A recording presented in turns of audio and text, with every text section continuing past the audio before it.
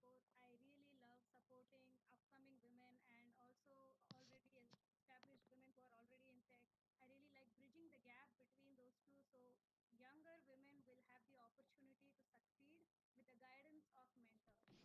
I co-founded a women in business organization called Embark Women in Texas. So when I started this organization, I was looking for opportunity to meet mentors and learn from people. And when I didn't find anything, I just thought, why not start it? And therefore, me and two other women, the three of us started this organization. So that was excellent. And now we have around 850 members. I seek out opportunities where I can support women in tech with career, life, or business areas. So I do a lot of volunteering for several women in tech organizations.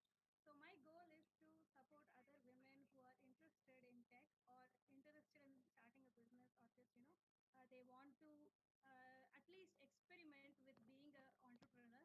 I really support and try to encourage such and cultivate these kind of entrepreneurial mindsets, and therefore I try to volunteer in as many organizations as possible so I can help people like me, and like younger than me, figure out what their life path is, what their career path is going to be. So this is me. This is a picture of me and my puppy. We are the only two members in my family. I am an electrical and software engineer. I am the chief technical officer of Embark Women. I am an entrepreneur by spirit. I advocate for women in tech and women in business, and mental health awareness is also something I'm really passionate about. I am a pet parent and a blogger and certification in doing time pass because I enjoy starting new hobbies a lot, and therefore that's good. And then overall, I would like to call myself a survivor because I have come till my this much. I have come to this point in my career where I have survived a lot. I've made a lot of mistakes and I learned from them, and therefore, I think we should all call ourselves a survivor wherever you are. So, Embark Women, I would like to give an overview of what Embark Women is and just because I want to share what my passion is about. So, Embark Women is actually a networking and a career building group. So, when we started it, we were 15 of us. 15 of us joined the group, and we started doing a lot of workshops for women who were interested in starting their own businesses, and also some established women who were looking to network with other women so that they can spread the opportunities. So, women in business is solely like it's a male dominated it's a male dominated society, and therefore having women and equalizing the footprint, like you have to equalize the opportunities. So it is very encouraged, and therefore people are very interested in mentoring other women and trying to build and bring more women into business. So knowing that there was a gap, me and my friends, we started this networking group. It started small, we were just meeting and like exchanging ideas and figuring out what we want to do. And slowly it developed into like this massive organization with passionate women who are just there to help each other network. It's both women and men, it's not just women oriented. It's just passionate about women growth, and people who support women growth are also in the organization. So based in Texas, if this is a place where if you have ideas of starting a business and don't know where to go, you can come to us, and we will start like a workshop on, okay, let's brainstorm, let's write your business plan, let's set a website, and let's file your taxes, like very professional steps to help women succeed in the business. So that was the main goal behind it. And I assure you, if I can start an Embark Women, you can start one too. So if you guys have like interest in starting small networking groups, I suggest go ahead because it's also pandemic time, and also the sense of community really helps people thrive. And if you get a good encouragement from like-minded friends, it's really good, and in your career it will really help you out. Okay, so let's talk some facts about entrepreneurship in India. So, in India, a 2015 study shows that India's GDP could rise by 16 to 60% By 2025, women just participated equally like with the men in the economy. So what they are saying is, if women are able to come and start businesses as much as the men are doing, India's GDP is just 60% increase. So nearly 14% women in India are entrepreneurs, and most of them are usually in agriculture sector, followed by manufacturing and trade. 30% of women in Indian tech force are female, 51% of them which are in entry level. And surprising statistic is, when you go towards the mid level and the senior level, the percentage of women decreases because of some external forces that we can't exactly control sometimes. So I will go take you through a journey through entrepreneurship and leadership with my personal journey with Embark, so that I can help you relate with the principles of entrepreneurship and leadership. So, what is entrepreneurship? Oh, also, by the way, if you guys have questions, please do use the chat, and I will try to get to it at the end of the presentation. And if you guys have any questions at any time, please do use the chat. Thank you. Cool. So what is entrepreneurship? See, the entrepreneurship has like definitions which I have written. It's just, setting up a new business or a new venture and taking on financial risk so that you can get profit. That's one way to define entrepreneurship. Another way is, readiness to develop and organize and run a business enterprise with uncertainties, which is still a risk in order to make profit. There is also like several types of entrepreneurship. There is like small business entrepreneurship, there is a non-profit entrepreneurship, large business entrepreneurship. So entrepreneurship is like a big study, and it's basically based on how you take risks, and if you have a good product that if you can bring to the economy, or a service you can bring to the economy and make profit out of it. So characteristics of an entrepreneur. uh, Beyonce is there. I apologize. So, characteristics of an entrepreneur is ability to take risks. So, when I first started Embark Women, I was in the US alone. I was looking for a job, and it was very difficult. I had like a time, like 3 months time before which I should get a job. So I thought, where can I go looking for the opportunities, because I'm an extrovert and I love networking, and I could not find a lot of networking groups where I can talk to other women and ask them like career guidance, and which which was very scary for me, because I was alone in America and I was trying to find out what my career path is going to be. And I took a risk and I approached two other people who also helped me start Embark on it. So that is the biggest risk I've taken in coming to America. Was itself a big risk, but this was like a second big risk I took. So we started Embark Women and made it into a non-profit. So we took a risk and hoping that it would pay off, and thank God it did. And innovation is a characteristic I think everyone should have. It's just bringing up new ideas to the table. Creativity is the key. There is also another point, is creativity is really important. Innovation, finding, it doesn't have to be extremely new also. You can work on something that is existing and improve on it, so that would also make it and innovation. So, innovation, leadership quality. I don't think I need to like talk about leadership quality, because I know, like when you guys are in gangs, like you're with your friend gangs. If one person says, "Okay, what do we do today?" and the other person says, "Okay, let's go to a movie," and all of you agree, that person's a leader. Like leadership comes in small activities you do every day. So everyone is a leader, and leadership is a quality you can learn. It is proven. There are studies that show leadership is just practice. You can practice leadership. So leadership quality is important. And as a leader in Embark Women, I was like, I had to come up with ideas. I had to make my own website. I had to learn how to talk to people in America. I had to figure out where to get funding. So I took on all those challenges as a leader, and then I worked with it. So being open minded is also really important, because a narrow path will never help. You should always have a wide view of the world. Should be flexible. So when I started Embark Women, I would sleep at like 2 a.m. sometimes, because I'm trying to work on my website. I'm just like, oh my God, what's going on? Trying to figure out the code behind it, and I was trying to figure out which which color to use for my website. It's like a lot of work building a website. So you have to be flexible with your time. You should know what your product is. So my product is women in business. I'm passionate about it. I want people, more girls to come into tech, more women to come into business.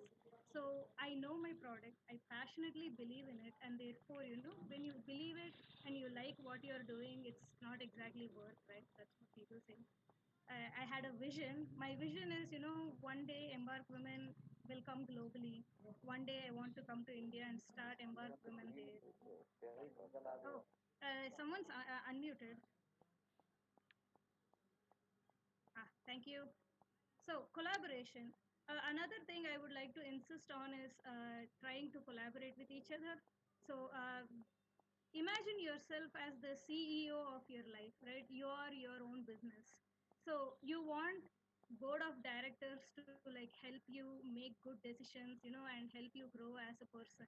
So, always surround yourself with people who are really invested in your growth, and and collaborate with people, because life, you have to like collaborate with each other in order to grow. Community is how we grow. So collaboration is one of the key characteristics of an entrepreneur, because it also helps you grow the organization. So in Embark Women, I collaborated with several different organizations in Texas so that we could grow and put Embark Women's name in the front. So giving more audience, come getting out there is very important, and collaboration helps. Like women supporting women, excellent collaboration. So decisiveness, you should be decisive in your decisions that you take. You have to know, okay, I want to run this event at this time, and I cannot budge, or like I would like to sponsor this person for a scholarship, and I've decided on it. You can't sway my mind. You should also be flexible in your decisions. Also, I might say, sometimes when like the world changes, you have to change with it. So you can't be like stubborn, but you should also be decisive. And creativity, I have touched upon, having creative ideas. So they say in currently in technology, everything that has to be found has been found, which is obviously not true, because time travel is still a thing we are still trying to find, right? So creative people are the ones who bring about innovation. So if you have like even like you are drawing uh, house, and you're thinking, okay, instead of a chimney, I'll put another window. That's creative too. Creativity also exists in small acts you do. So if you are creative, you can read creative books. You can expand your knowledge by reading a lot of books. So creative people are the forefront of innovation, and entrepreneurs are inherently creative. Negotiation, which is always fun. So having the ability to negotiate is also really important. So when you are talking, if you are making a deal with someone, another group, and you're like, I'm interested in running a program for you, but I would like to be featured in your post. If that is the negotiation tag, and the other person is like, no, you have to learn how to convince them. So it could be a win-win situation for both of you. So negotiation, as an entrepreneur, you will come across like several business dealings. You have to like always negotiate.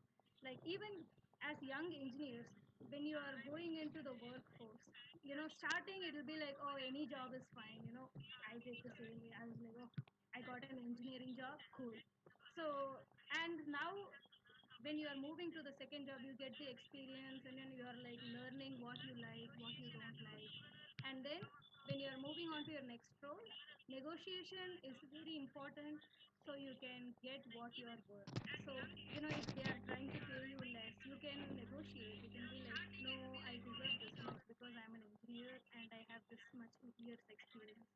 And negotiation is a key skill women entrepreneurs all are like practicing, because negotiation is a practicable skill. So there are plenty of research on how to effectively negotiate on YouTube. I recommend looking at it. And motivation, obviously, if you are not self motivated, there is I mean, you can't do it, right? Obviously, you have to be really self motivated and believe in yourself in order to like go. Sometimes even if you don't believe in yourself, you have to be motivated in a, you just have to like face it, face your fear every day, because bravery is just facing your fear every day, even if it's like small, right? So having motivation, these are the characteristics I have seen of an entrepreneur with all the women I've spoken to, hundreds of like business leaders I've spoken to, all of my colleagues I've spoken to. What I have observed is these characteristics, and there are plenty of characteristics. I think all of this will probably be applicable to all of you guys in like varying amounts. So I think the skill is now to hone, find out your inherent skill and hone your character, like hone and practice your skill in order to like shine as an entrepreneur. Cool. So, some of the very famous Indian entrepreneurs. Indra Nooyi. Indra Nooyi was a former CEO of PepsiCo, and while growing up, I have heard her name several times. My father always motivated me by saying, "Oh, I want you to grow up like Indra Nooyi." I couldn't, but still I'm reaching, I'm like still trying to figure out how to get to the position. So, PepsiCo and recent joining of board of directors of Amazon, and she's the world's 11th powerful woman in 2017. And Roshni Nadar is the chairperson of HCL Technologies and the first woman to lead a listed IT company, which is very interesting, knowing that 51% of entry level engineers are women and they slowly drop out of the tech race. Aditi Gupta is the founder of Menstrupedia, a comic book that gives information and breaks the myth about menstruation. She and her husband started this, and now 16,000 schools use those comic books for giving education to young girls. And Falguni Nair is the founder of Nykaa. Nykaa is the skin product company and the cosmetic online retail shop. And she has like 25 years as a finance person experience, and then she launched the Nykaa. Cool. So now we saw like these four people, right? These four women entrepreneurs, and they're obviously really successful, very passionate, and very motivated. They believed in their product, and they were like, "Cool, I have to take it to the next level," and they took the plunge, and they were excellent doing it. But one thing that they had in common is something called the imposter syndrome. So I don't know if you all have come across the term imposter syndrome before, but it's something I came across very recently and I'm still learning about it. So it's called a fraud syndrome. You know, it's like when I will read the point before I explain it. Despite evidence that suggests your competence, this phenomenon convinces a person that they are frauds and do not deserve all they have achieved. Sometimes you're like, you finish your records, you finish the experiment and you're just waiting and you're still like, oh God, they are going to find out that I'm not exactly as smart as they think I am, or you have this doubts about yourself. You're like, oh God, I'm fooling people into thinking I'm smart, but I'm actually not, stuff like that. Basically, it's usually preventing people who are high achieving. Literally, if you have thoughts like that, congratulations, you are a high achiever, because it's a common psychological phenomenon, and it's usually, you have these feelings of a little less self confidence, because you feel like, oh, I don't have enough experience to give my voice, or like people with experience will find out that I don't have experience. Thoughts like this, everyone has it. Like, it's usually present in high achieving women, but both men and women suffer from it. Like your peers, if you are going, like if you go to a new workforce, your managers, everyone are suffering from it. So how do you break out of this imposter syndrome? Because imposter syndrome is your own. You sabotage yourself, right? You're thinking about it. No one's like telling you anything. They are all telling you you're doing a good job, but in your brain you're thinking, oh God, I am definitely deceiving all these people. You can't fool like 100 people at the same time. You are capable enough, right? So how do you overcome these feelings when they do arise? So one thing is breaking the silence. You're not alone when you're feeling it. I assure you, like most of the people around you are feeling it too. Everyone has feelings of imposter syndrome. It is how you acknowledge it to yourself that matters. So recognize that it's normal to feel that way. Like if you are the first woman I put here, but if you are the first person to join a new company, so if you imagine yourself getting a job, right? And then you go into the company and you are the only new employee in that company of experienced engineers, this is gonna hit you, like you're going to be like, oh no, I don't know anything.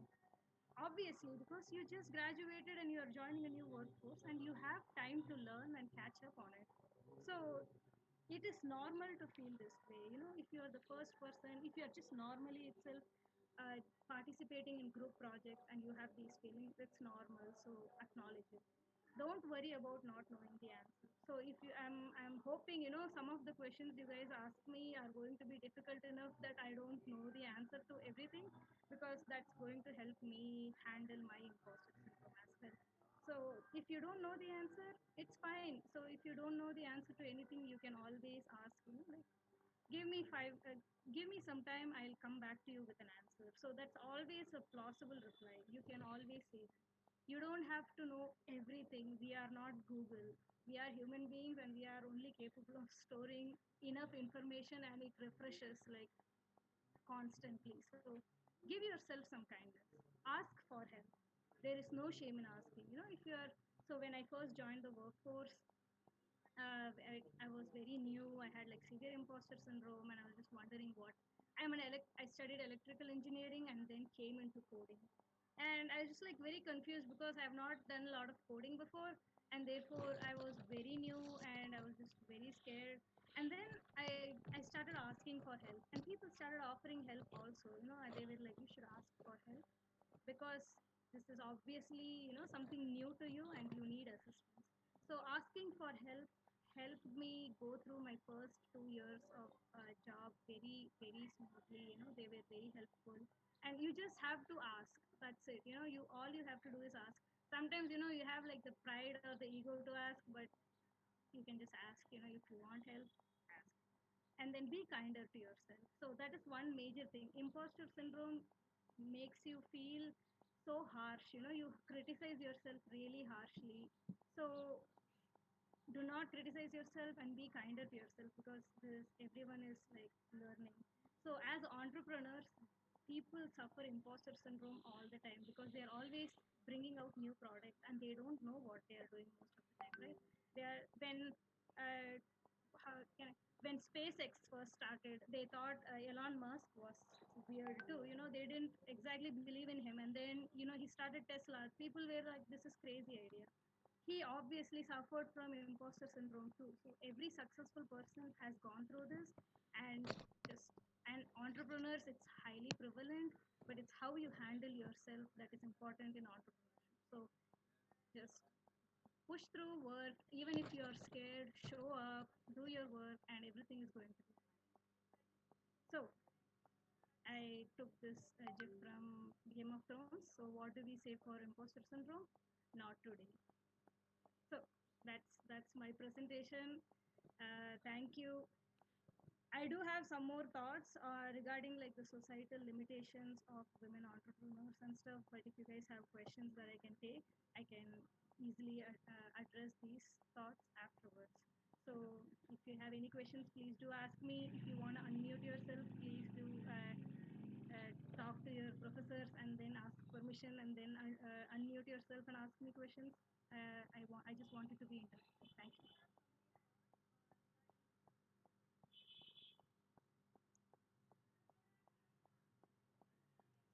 Thank you, Suniti. It was an encouraging talk. And one question from Amrita sir that in India, coachings are there for girls. Mm. How to convince their parents? How Oh, did you convince your family members? okay. So when I finished bachelor's, I was trying to figure out what I want to do in life, right? So I went to my father. My father was like, always you should be next to Indra Nooyi as usual. And so he was very encouraging. And so I asked him, I want to do masters. What do you think? And he was like, okay, we'll have to take a loan. Are you sure you're capable of paying back the loan. And I was like, I think I'm capable. So if you give me an opportunity, it and he gave me an opportunity. I wish there was like a more hard story of me fighting him, but no. I asked him and he was like, if you can pay your own loan, then fine. And I was like, cool. And then I went to do masters in University of Texas. But it's been interesting. They've been asking me to come back, but I've been refusing. So Okay, fine, good. And the finance, one more question. How you manage your finance? oh yes, ma'am. Uh, one thing I am obviously the best person to talk about finance because okay. So when I started my first job, I had like oh good, I had like income, and I started obviously saving some, and then I started sending a lot of money back to India so that I can pay my loans. So I would say always do not spend over your salary limit. Have fun, but calculated fun, take calculated risks, when you're spending, try to save as much as possible. So one of my colleagues gave me this advice when he first came into the career. First year he would just spend all this money and then he started saving. That's if you guys want to just like have fun in the first year of your life and then start saving also is fine. But I encourage saving a lot, having investment account, and if you guys are interested in stock trading, that also is something. And basic, that is, Ma'am, you have done, Simsi ma'am, uh, yeah, Simsi ma'am, shall we take a pic, ma'am, for the yes, attendance purpose? yes, yes. Okay. So, please, students, can you come in video mode, pa? Can you unmute your videos, show your face, just for attendance purpose, pa? please give attendance for me also, ma'am. Yeah, Yeah, sure. sure. We will give you attendance in the IAC department, Triple A, and EC department. Three Excellent. departments together. Super. Now I have 3 bachelor degrees. Yes, yes. Yeah, Pratyusha Kumar, do you have any query, pa? I see some questions in the chat also. Yes, yes, yes, Yes, please. ma'am. Look at the chat. Amutaraj sir has in India. A lot of hurdles are there for girls and ladies. How do you convince the parents? How did you convince? That's the question you asked me, right, ma'am? Yes, Uh, so yes, I'm ma'am. just Yes, saying, ma'am. you have to. I think again, I'd reiterate, talk to your parents. Sometimes it's difficult because it took like a lot of guts from me to talk to my dad about this. But if you really think, if you believe in your passion and if you believe in your interest, you just have to like ask. And it doesn't have to be like even overseas. You can do PG in India also, which is excellent because if you just have the guts, you can go for it. Chandana. Any more queries? Oh, so Chandana from EC has asked, say about financial. Another thing is like our basic and foundation of ourselves is also important, right? Yes, very important. Thank you for this comment, Chandana. Yes, so taking care of your finances is important because after an age you'll figure out that you have to take care of yourself. uh, like when you go into the workforce, there will be one day where you just wake up and you're like, oh crap, I have to take care of myself. So that time immediately you will think, how can I save for my future? How do you want to live in future? How do you want to be comfortable? Do you want to be super rich? And then you make financial decision. So getting financially literate is the top priority. And our basic, and yeah, you have to be authentic to yourself. You have to be, you can, they say sometimes confident is fake it till you make it, right? That is true. But also you can't exactly fake your own personality, right? It's very hard work. But if you're like authentic and true, you don't even have to worry about what people think about you. It's excellent, Chandana. Thank you. Al-Saba, I hope I told your name right. How does higher education abroad cater an Indian student? What are the various advantages of an MS abroad, both career and practical field exposure? Super, super, Al-Saba. Another good question. Um, Higher education for Indian students, mostly here there are a lot of research opportunities. There is a lot of other culture exposure. Mostly, I'll say, because when you go abroad, obviously you are out of your comfort zone. You know India, you can talk somehow and like figure out streets and go, but you are in a different country with different people with different mindsets. Like literally people think differently. So you get to learn experience all of this. There are like a lot of opportunities to uh, share your thoughts with your peers, and there is also like tons of research opportunities here. So if you are interested in higher education is abroad, even in India there is like a plenty of opportunities. The advantage of being in America also is mostly because the dollar value is high. So career wise you can also develop. So again you have to go through several hurdles. So first hurdle will be you finishing your MS, and then you get an OPT, which is a practical training visa. So you have 3 years by which you have to get a H1B, and then within the H1B will be for 3 years, and then there is like a extension again. So once you get that H1B, you have to get green card. So there is challenges in every step, but career wise I'm growing, and I work in a startup right now, so it's a fast paced environment. So that means there are only 20 people, so you get to do a lot of stuff. Like I'm an electrical engineer, but now I'm doing software development, and then now I'm doing product manager like positions and hardware engineering, embedded systems. You get to experience a lot of departments, and grow a lot. And so you'll have a lot of practical field exposure. And also I guess there are, like how Amazon and all are based in America, right? Therefore there's a lot of technical conferences that take place.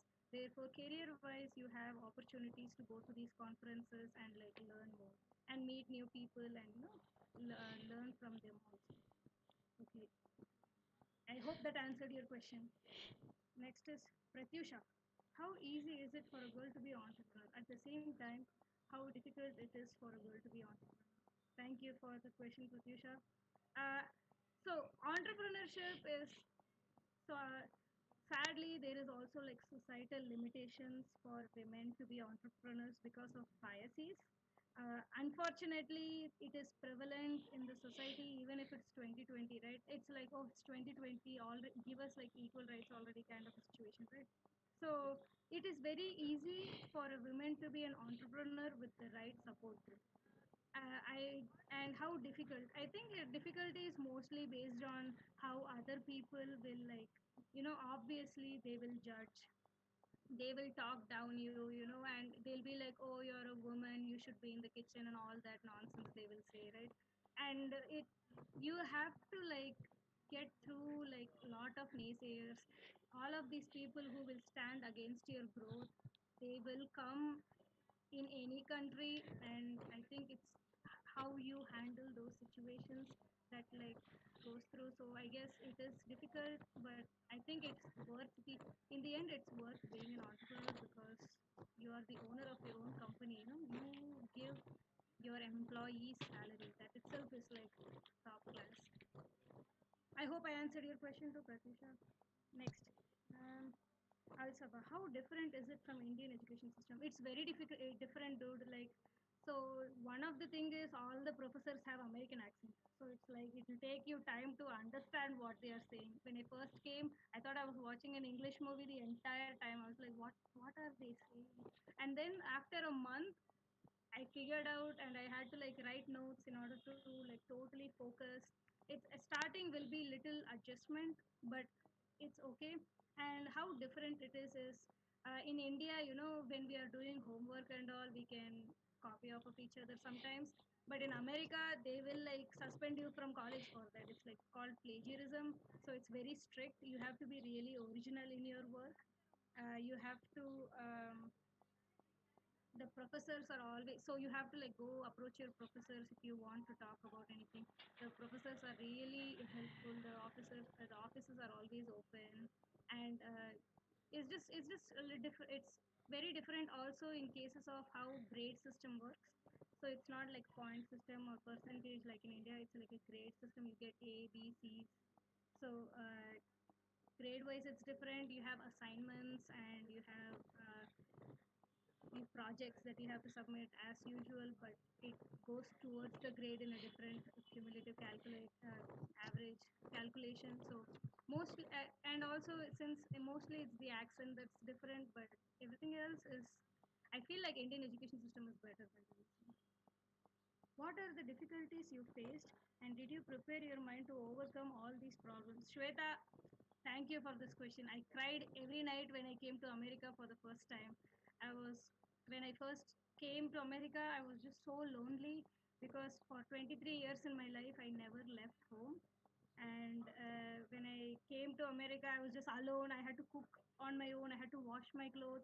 I had to figure out how to drive. I couldn't drive a car in America, and I had to find a new. I have to just like build everything from the start, right? It was very difficult, in the end, I was very scared every day, and then in the end, I just thought even if I'm scared, I might as well do whatever I want, right? I just like, okay, I'm scared today, it's okay to be scared, let's go, let's do what you have to do to graduate. So I volunteered in a lot of organizations. I made sure I had like really good support system around me. I had mentors. I would go out of my way to seek all of this opportunity. By the way, I would volunteer in like 10 to 12 places so I could find all of the support system, so I was never truly alone, and I had like my master's graduation was like, I think 50 people graduated with me because they helped me to graduate, they were just assisting me. So I'll just say, if you're scared, be scared but do it anyway. Okay, the Sangeeta, most of the time people tell who study out of India may not be recognized in their country after returning. Is that true? I don't know, dude. Maybe if I come back, they will not recognize me. Who knows? When I came back to India last year, so here there is no. I'm from Chennai, Tamil Nadu, so there is no one to talk Tamil to. So I'm so used to talking English. When I came to India and I was talking to my dad and I used English, he was just like, "Who are you? Like, why are you Peter with me?" And I'm like, "What? No, I'm not trying to." But yeah, I don't think so. I know people do come back to India. Like several people come back to start businesses in India because in the end, our country is our homeland situation. And also, it's okay if people want to stay in America too. You should not like judge anyone's choices, I guess. Ma'am, share your experience as CTO of Embark Women. Nayana. Cool. So currently, I am in charge of technical part of Embark Women. We don't have a lot of technical because we are still a small group, but I am in charge of like the social media aspect of Embark Women. So I literally all I do is post stuff on Facebook, Instagram, Twitter, keep information and data. Whenever we have like sessions, I tweet about them, I post about them. That's one part. I'm in charge of helping set up Gmail accounts for so like Google Analytics. So I help set up Gmail accounts for new board members, so we can all have like shared cloud system. And then what else do I do? I also go around to other women in tech groups talking about Embark Women, because in the end I am also trying to put my organization to the front and expose my organization to as many people as possible. So that are like some of the uh, responsibilities. Most of the time I'm just like trying to create a YouTube video for Embark Women, and trying to figure out how to video edit it. So that's also something I do. I hope I answered your question, Nayana. Sukruti, what are some of the mistakes you wish you could have avoided? Sukruti, super, yeah. I wish someone told me in the beginning of my career that nobody knows what they are doing in the world. Like nobody, the people with experience also started off as nobody who knew nothing. So when I joined, I felt this pressure.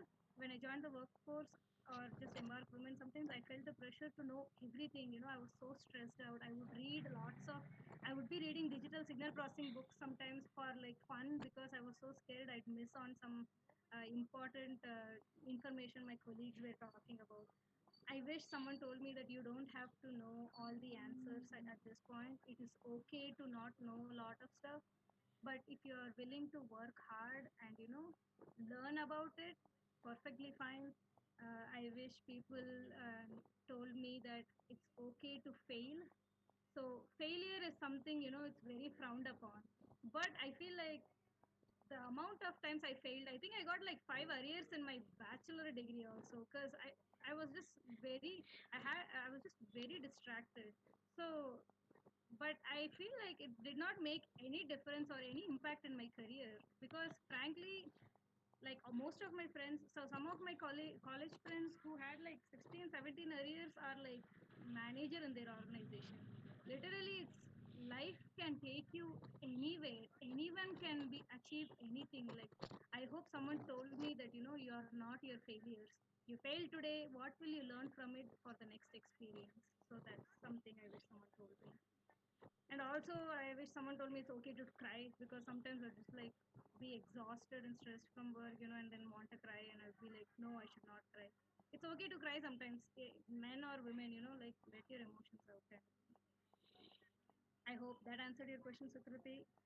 Also, could you please elucidate about your journey and detailed procedure of you coming into famous program, living extension scholarship? We can talk offline about it, sure. Al Sabah, if you're interested in like pursuing a master's, I'm more than ready to leave my LinkedIn so we can connect later. I did get a scholarship in my MS program. I took a huge loan from India so that I can. You have to like show your expenses in advance before entering into the United States. So I can like guide you through the process. So I'll just leave my LinkedIn for anyone who's interested in reaching out and talking to me. 100%. Chandana, ma'am, my last question is difficulties is like limited mobility and another thing the male dominated society. How do you face in this competition? Chandana, okay, limited mobility. I'm assuming you're talking about the pandemic, but when I was in India, I did not go like a lot of places. I had like a curfew. My father told me not to leave home after 8 o'clock. I never listened. I would go like with my brother to eat ice cream at 10 o'clock, but I had like a curfew, limited mobility. So I used to be on always on social media trying to find like what can I do, how can I participate. I feel like I'm an activist also. I try to like protest and stuff, but I could not go anywhere. Then I came to America, and then the car was my issue. I didn't have a car, and so therefore limited mobility was an issue. But I used to take a bus everywhere, right? And I would just participate in everything. And regarding male-dominated society, unfortunately, patriarchy is still existent, and sometimes women have inner patriarchal tendencies too. I had a lot when I was growing up, because we don't know it until you are exposed to other cultures, right? So when you come and it is male dominated, because that they are always like women have to be always perfect, and men do not have to be that perfect. It's a like again, like not all men are like that, not all women are like that.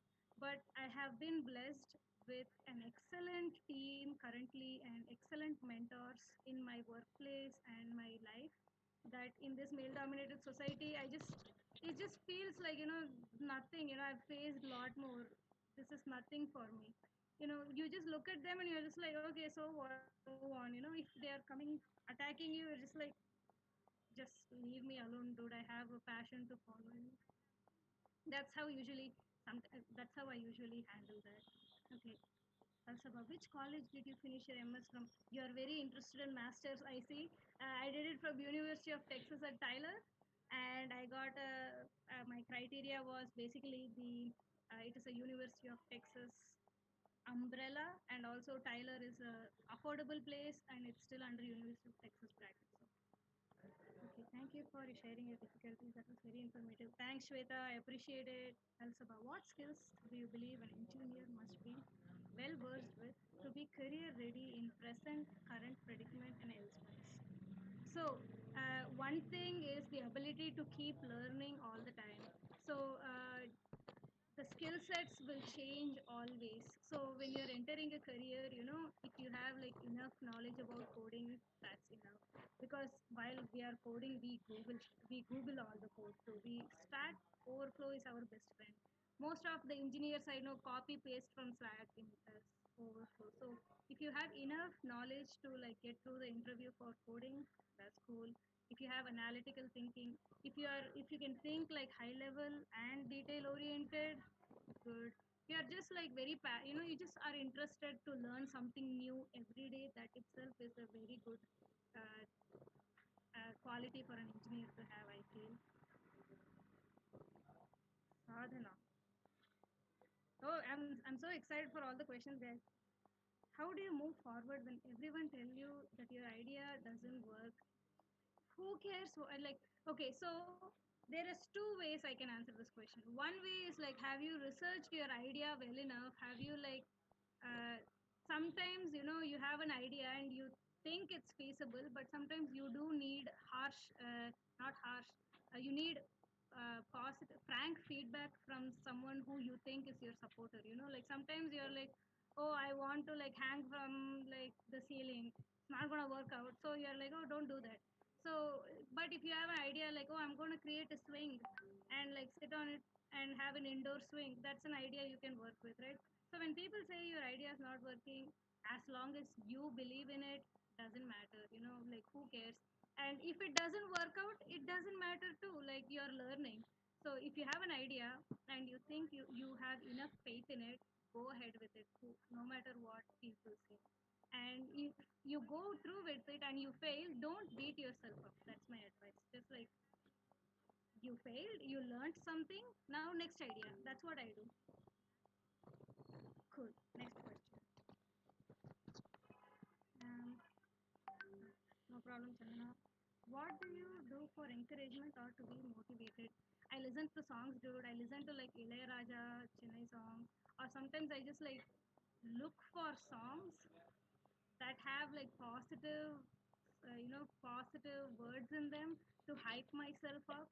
Sometimes when I'm sad, I just like, okay, I need to feel the energy, and I listen to Rajnikant songs because Rajnikant is my favorite actor.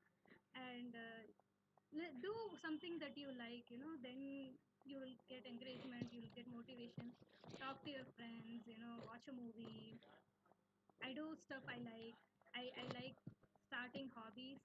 So I try to do something new all the time. So, it encourages me to like learn more. So that helps me keep motivated. How was the process of adjusting to a brand new environment? What were the roadblocks that you triumphed from? Nice. Also, your questions are so well thought out. Kudos to you. Uh, so first 6 months of me moving to America, I called my mom every month crying. Like, I just want to come back. I'm so alone here. I don't have anybody. I'm just studying. I don't have a, like, it's so scary because they say, first 2 months you'll have the happy period, like, oh, I'm away from parents, like, yeah, let's party. No, I was just crying all the time. I was just like, oh, I want my mom. And then afterwards, I started like, I got tired of it. I was like, how long can I like do that? So I would like go around meeting. That's when I started like volunteering. I feel like service to other humans is what makes you truly happy. I really love volunteering and I'm very passionate about it. So I went around volunteering, and therefore it kind of took me out of that sad brand new environment stuff, and like gave me like new people to talk to, new experiences to have. So one of the roadblocks I had was just myself telling just like, oh god, I'm not good enough. I finished masters, but I kept telling myself, maybe I don't have enough knowledge to start Embark Women, or like maybe I don't have enough knowledge to start this brainstorming session, which was obviously the biggest roadblock. You yourself, you don't know how much you are roadblocking yourself, right? Because you are your harshest critic, and when you are kinder to yourself, it will go in a different direction. It took me like years to learn to be kinder to yourself, but if you guys have, you will never tell anybody else what you tell yourself. So if you won't tell someone else what you're telling yourself, don't tell it to yourself also. Be nicer to yourself. So that's one of the roadblock that I like crossed. Thank you guys. What was the cultural diversity I came across? Cultural diversity. So I had like a lot of Chinese students, African students. I had some Ghana students in my university. I taught in the university too. So, shockingly, I was a professor in the university for 3 months because I was called the part-time instructor because I didn't find a job. So I went to my HOD and I was like, Professor, can you give me a job on campus? Because I didn't have shame. I was like, I just want a job, right? So I went. I asked my professor. They gave me a 3 month professorship and I taught students. It was pretty fun. And like we had Chinese students, Japanese students, we had students all over from India, Pakistan, Bangladesh, and you get to see all of these different cultures. And you so there are like several times I used to be invited to Ramadan events where like Ghana people from Ghana used to cook food and it's just like very different. And I'm vegetarian, and I still would try to like at least taste it because I'm just like man, this is different culture. Thank you. You're very inspiration for all girls. Thank, thank you, Thank Chandana. you. It was a awesome section, and Yes. you shared your experience. We didn't feel we are.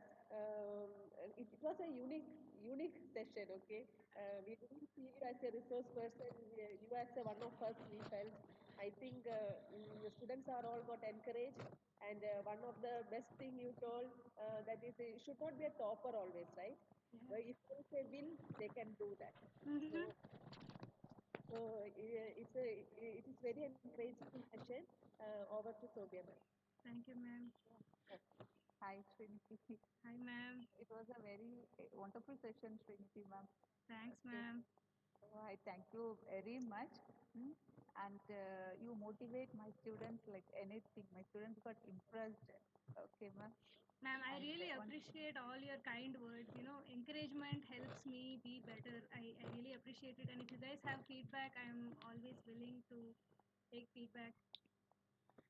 Once again, I thank to our IIC President Amudraj sir. He encourages us to conduct this kind of meetings. Okay, he pushes. We really we don't know what, but he pushes to conduct. But it was really awesome session. We got more information from you, Srinidhi ma'am. Okay, Thank you. thank you so much on behalf of my students, and I thank to my students also. They all participated because of my words and this Srinidhi ma'am Amudraj sir. Okay, I thank my students also. Thank you, students. I also like sent my LinkedIn. If anyone has any questions regarding anything, I'm always willing to talk. I really appreciate Cincy ma'am and Sobia ma'am. I mean, how much you have achieved, and how much strength it took you to get to where you are right now is like noted and appreciated. All your hard work and you're working hard for the students. Really appreciated. Hats off to you guys, ma'am. Thank you, Srinidhi. Thanks a lot. Okay, Yeah, thank you. thank you. Thanks a Thank, lot. thank you, Okay, ma'am. I okay, sent thank you. my LinkedIn on the chat. If anyone's interested, Yeah, please do Yeah, sure. contact me. And if Yeah, you we'll want share any the future link. sessions to talk about any other topic, Yeah, yeah. sure. I'm ready We to will. support the Sure, we college. will. Yes, Yeah, ma'am. sure, Srinidhi. Thank you, ma'am. Sure. Okay, bye, ma'am. Bye, Tell ma'am. me. Should I just leave the call?